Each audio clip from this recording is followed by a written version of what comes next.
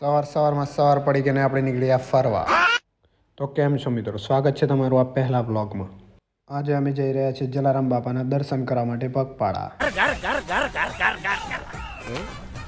ચાલી ચાલીને આપણી ગાડી થઈ ગઈ ગરમ, જોઈ લો. આ તો ધુમાડા કાઢે લે. આપણે કરી દીધો 2 મિનિટ રેસ્ટ અને ફરી નીકળી ગયા. થાક ખાવા બેઠા ત્યારે તો ડોગેશભાઈ ની એન્ટ્રી થઈ ગઈ. ડોગેશભાઈ કીધું क्रिस का सुनने का गाना. ડોગેશભાઈ પાસેથી આપણું ક્રિસનું ગીત સાંભળીને નીકળી ગયા પાછા. ફાઇનલી 10 કિલોમીટર ચાલ્યા પછી દેખાઈ ગયું આપણને મંદિર. મંદિરે પહોંચીને કરી લીધું આપણે દર્શન.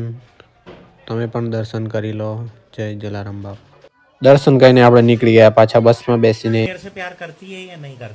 આપણે આવી ગયા સોસાયટીમાં, આવી ગયા ઘરે. આવા જ બ્લોગ જોવા માટે ફોલો કરી લેજો.